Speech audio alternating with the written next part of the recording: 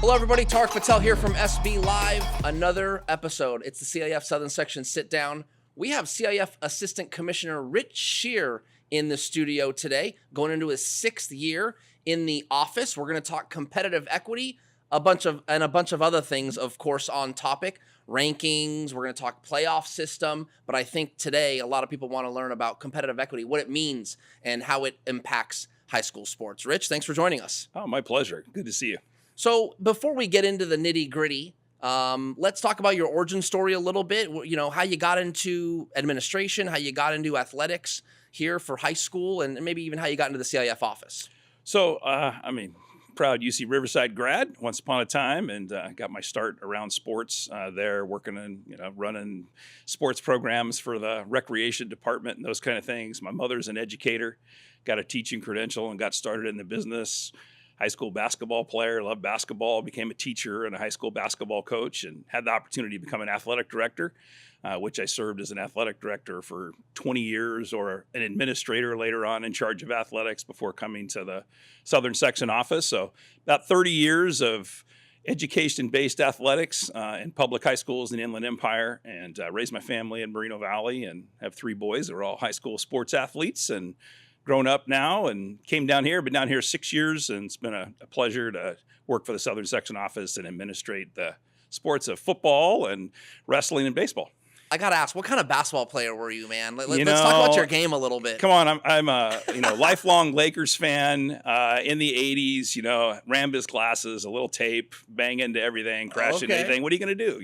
So you were the ultimate that was the era, player. right? That was the era, right? So, but you go back and look at Banning High School Broncos, 1980s. They won a lot of basketball games. Okay. I got to play with some really good players. That's awesome. I wasn't one of them, but I had a lot of friends that were, and it was a good era. It's a good place to go. Small school, 800 kids, and small town, and I think great part of Southern Section, and got to play all over. And for me, it was great. I wasn't a great player. But I learned a ton of great values. Had great parents, but played for 2 different coaches and learned all the things you hope students do when they play sports in our section. Was there aspects of that experience that helped you think, okay, you know what, I want to get into education, administration, athletics, or did you have other aspirations? At different times, I got my master's in history. At one point in time, I thought I was going to be a, professor of history, and fell in love, really needed a job. And my mom's education, I always knew I'd be in education in some way. So quickly became a high school teacher, and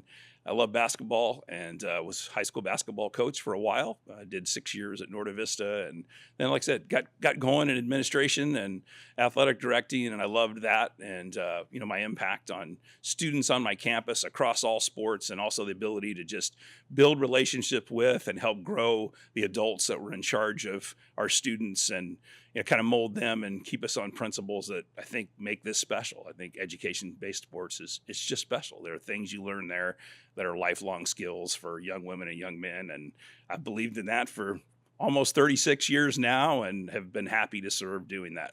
You've been in the CIF office for more than a handful of years now, and so before we get into, again, the competitive equity and things like that, what's life been like in the CIF office? What's kind of what does a day look like? But yeah, what does your job entail? You talked about you're in charge of certain sports. What does that mean for those that kind of wonder, hey, what do they do over there? So two big pieces of our job. We divide up the eligibility of our almost 600 member schools. So I have schools S through Z. Anything that relates to eligibility, I'm dealing with those schools. Every transfer I'm going through that is electronically processed, that takes, especially this time of year in August, everybody trying to get cleared for the start of the school year, takes a lot of time as it relates to that. And then we're responsible for all of the aspects of the sports that we have. So, I have the privilege of having tackle football in the Southern Section, which, as far as I'm concerned, is the best there is in the country.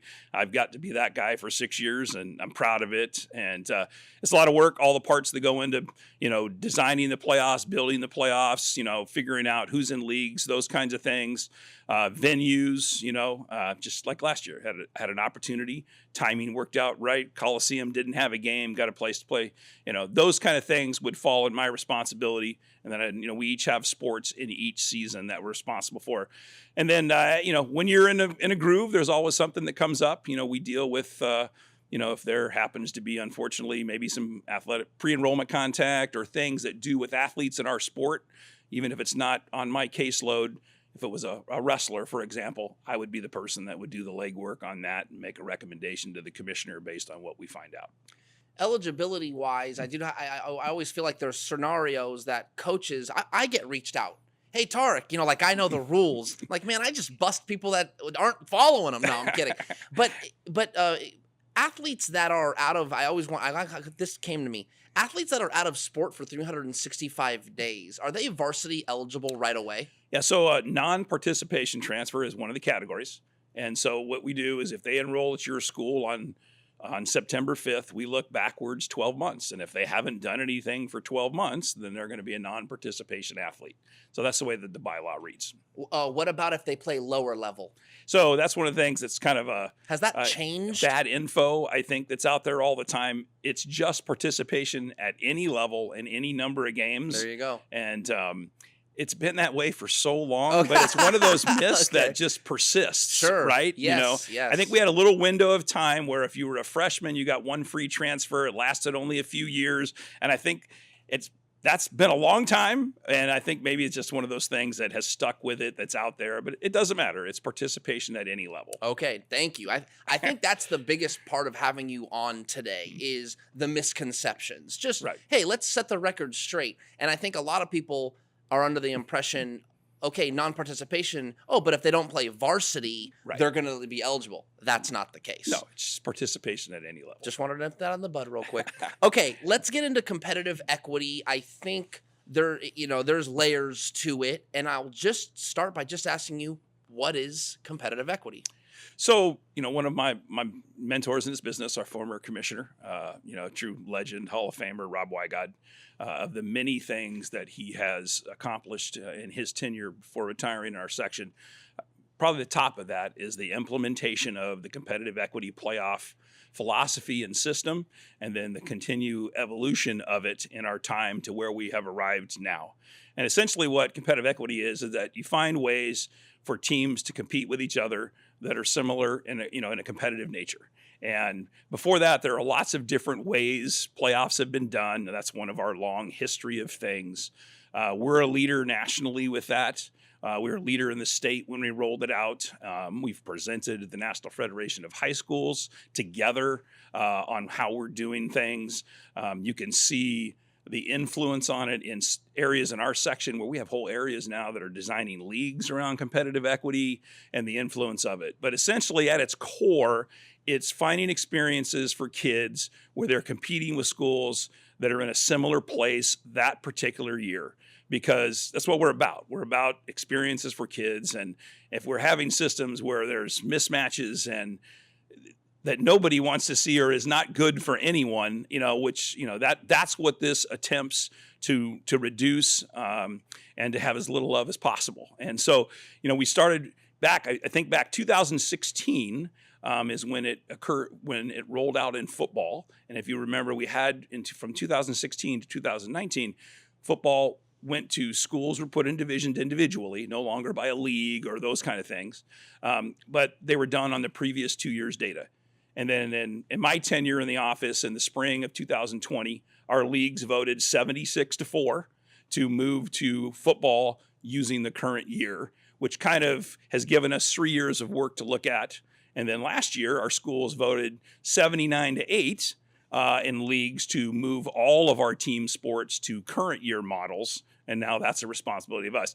And I say being in the office, and anytime our membership is over 90%, that's a mandate for us to get things done and do that successfully, because it's clear that's what our membership wants. And I think, it's, and if you look at what it stands for at its core, which is, competitive games at every level for all kids, no matter where you are, or what kind of school you're in, those kind of things. that's what we're trying to accomplish. I think that's what the data from what we've already done has showed is happening. And clearly our schools want it. They've seen what's gone on for 3 years in football and voted, by league 79-8 to do it in everything. So we're definitely on the right course according to our membership.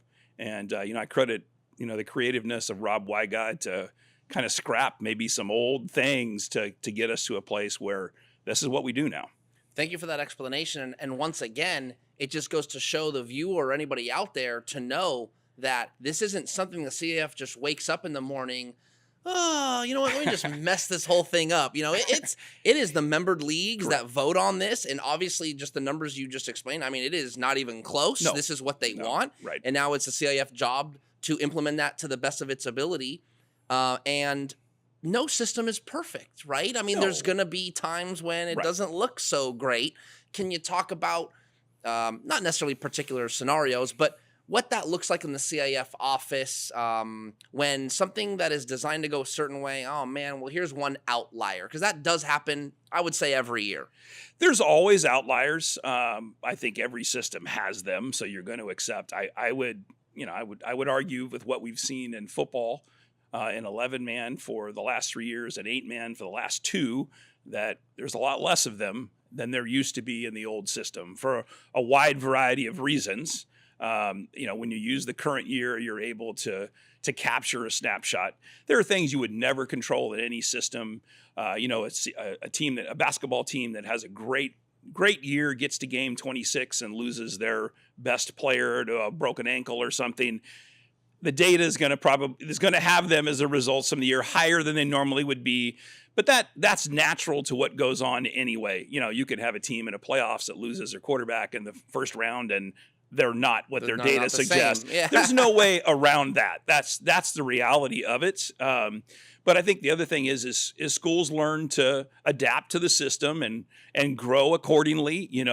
I can look at football schedules and it'll give you an idea. What are they trying to schedule to be? What leagues, when you see areas league schools, what schools are they putting together because they believe that's who fits together in those particular sports. So we have a lot less than we used to. In the old system, it was a more subjective, advisory committees doing rankings and things. That piece is removed and we go with what we have. And there'll always be, someone who maybe could have been a little bit higher, a little bit lower, or those kind of things. But I think we've removed a lot of it. And I think the data shows that, supports that.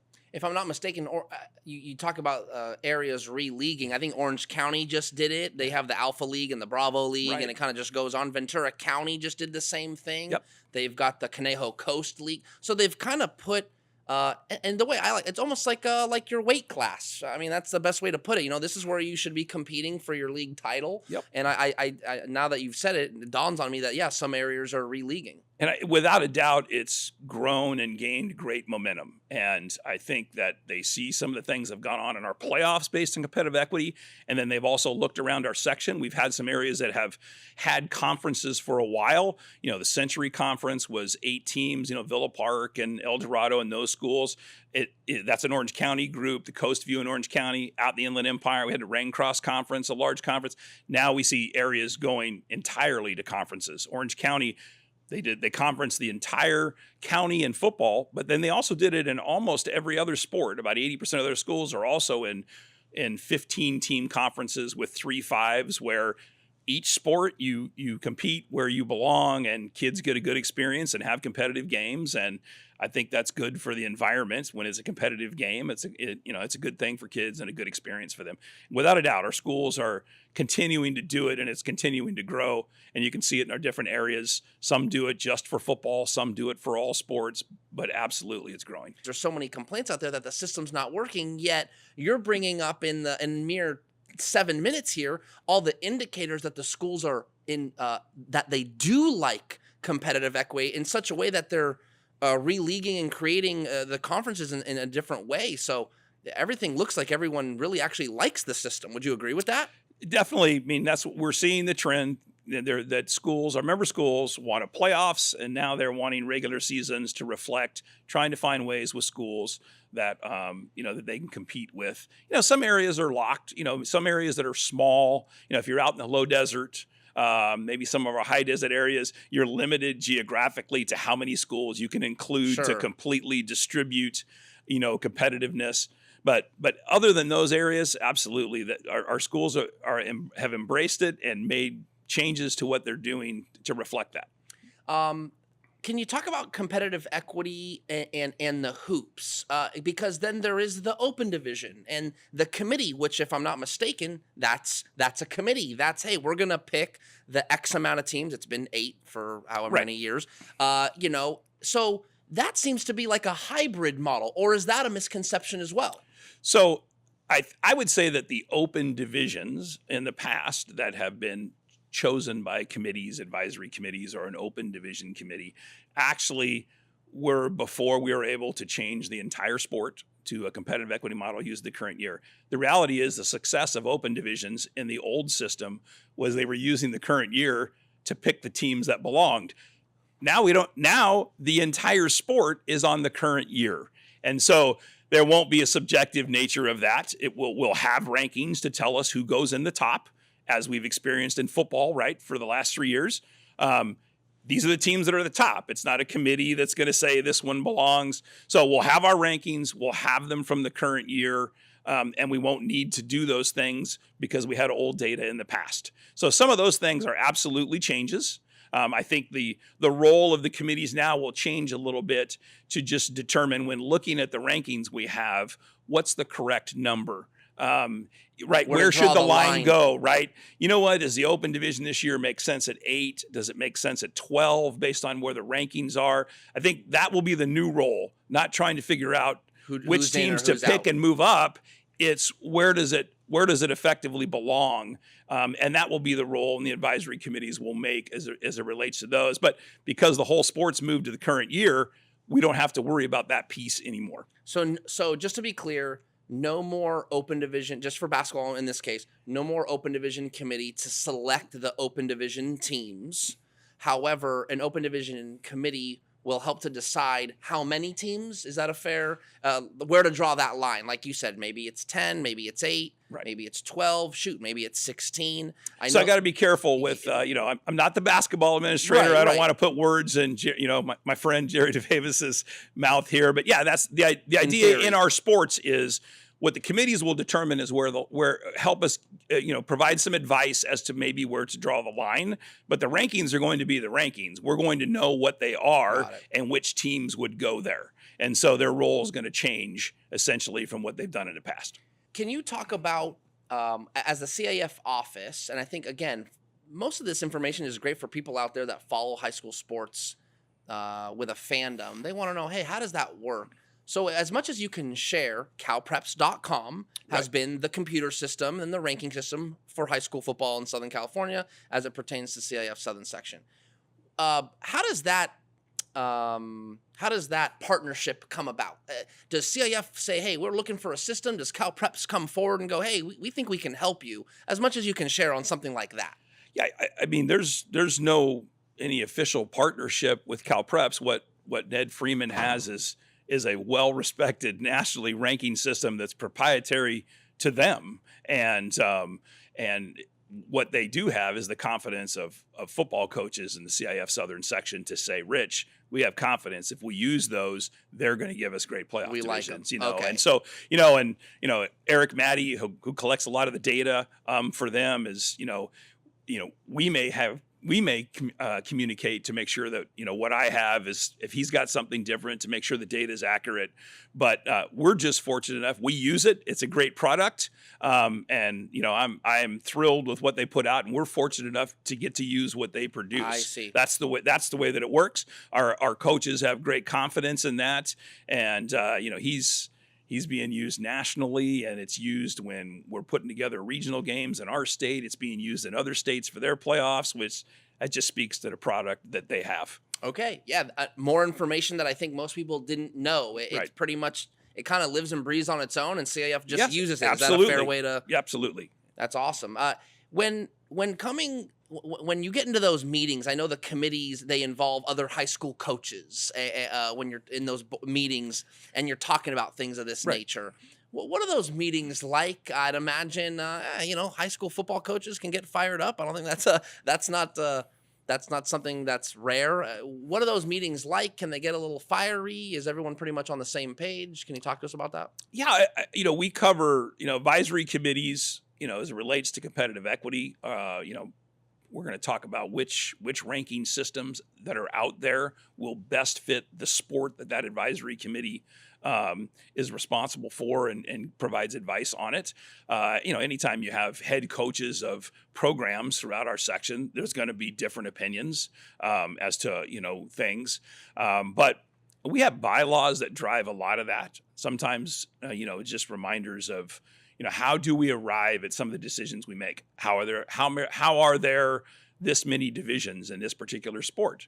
And so, we'll talk about, based on the data that I have, how many divisions we're going to have in sports, how large are those divisions going to be, and those kind of things. What types of things, should we determine as it relates to maybe at larges, like in football? Should, a conversation we had in my football committee was, 500 teams have an advantage over sub 500 teams when it comes to being an at large in football. However, under our bylaws in the sport of football, you can be under 500 if all the other teams have been taken.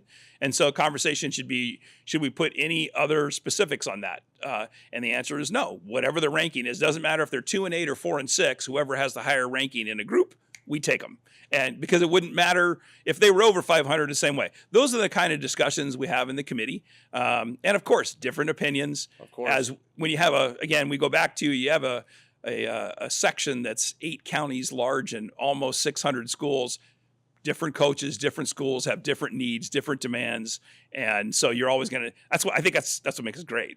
That's, the great diversity of our section. So yeah, there's always loud opinions sometimes, but not much. I mean, I have great respect. You know the people. And one of the things that I think is a true pleasure of mine is on the advisory committee as I have is to get to meet the folks in our section across the section who are really good at what they do and influence together collectively thousands upon thousands of kids for great things. I think of some of the sit downs I've seen already, Alan Clinton, who's a really good friend of mine, and just think of what he's done in his time in Orange County for those things. It's a privilege to get to be close to those guys who are on my committee, my advisory committees, and we become good friends. And yeah, we argue sometimes. We don't see the same side, but they provide great guidance for us. And, we reflect back every time a year is over. Hey, did this work? Did this not work? And they're a great resource. I know that there have been some circumstances where I'm trying to think off the top of my head. I know Alamany had one or two wins. They got into the playoffs, all because they beat Lincoln of San Diego that year. I think Charter Oak last year got in at 2-8. And I only bring those up because it's to the point you're making. It's those schedules were actually really tough. Alamany was in the Mission League. Charter Oak went out and tried to dance with the big dogs, so to speak.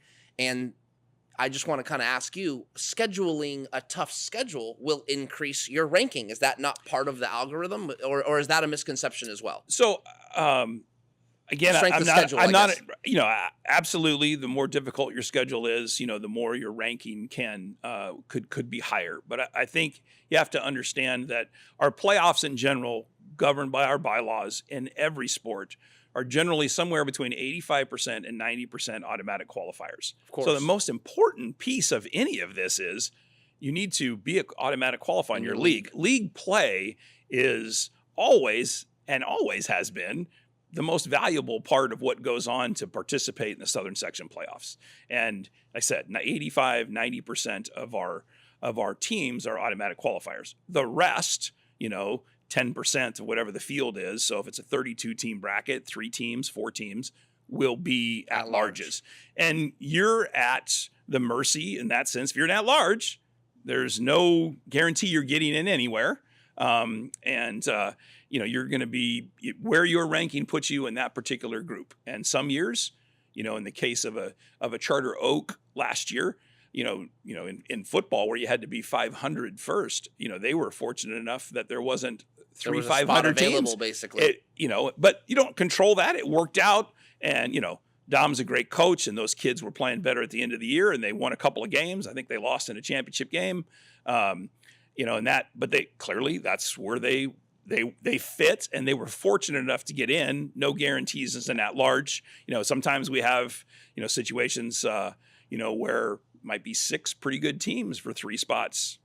There's room for 3 spots. We're an automatic qualifier-driven playoff, and so play your way in through the league. And that's the process that you want to make sure that you get in through. Yes, if you schedule where your ranking be higher, yes, but will it be higher in the group that you're in? I don't know that until we know who are the automatic qualifiers, because that ultimately that's what tells us where to draw lines. That's what tells us where the divisions begin and end. That's the large group. For the other sports that are transitioning into this competitive equity for the first time, right? What system is the CIF going to be using? So it's interesting.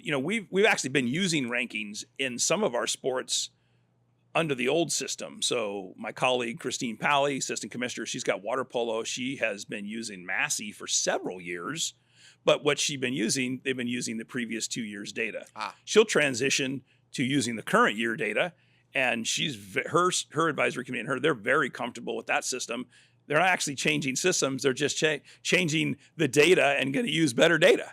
I've been a baseball guy for 6 years. Obviously, my rankings, the divisions you've been put in, have always included one of the components has always been max preps ratings. My coaches have always wanted them, but what rankings have we used? The previous 2. If that's what they want to go with when we meet this fall, then it'll just change to using the current year. But there are things out there, Massey rankings we've used from multiple sports. Scorebook Live has worked and met with several of us about what their different rankings options looks like. Like I said, Massey's been very productive for us. Max Preps has in some of our sports. I'm not the lacrosse expert. Tom is in our office, but there are some lax power rankings that he feels like are going to be really good for his particular sport. Those are the things advisory committees are going to provide advice on, but that's not us coming up with an algorithm. That's not us building that. We're using established ones our coaches have seen us use already, basically on their advice. Like I said, I give you a baseball example. We've already been using a ranking as a component. We're just going to move to the current year and see how that works. And again, it all gets driven by the line's going to get drawn by automatic qualifiers.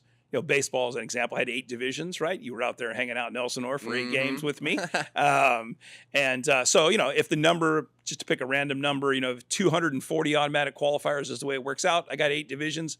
I can tell you there's going to be 30 automatic qualifiers in each of the divisions, and there'll be room for 2 at-larges, and we'll move on. So the math actually drives us more. I think it's way less subjective than people sometimes from the outside, want to talk about. It's the math drives us as to how we're going to create those divisions. How do you anticipate that going for other sports? I mean, I would assume you're going to think it's going to go great, but any feedback you have on that? So one thing I'll take football for example.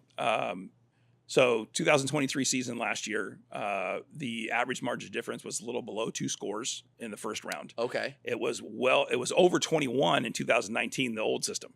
So you're talking about over a third, almost 40% closer games over the 3 years we've done it. And that's what the data supports. And you would expect that. There are not, mismatches, running clocks, those kinds of things. You get teams that are closer together. I have no doubt that will occur when you get to the current year. I would certainly expect you're going to see that in all other sports. There are things that change teams greatly from year to year, and this really helps with that. And there are lots of reasons. There are those great stories out there with, a senior class that's been great.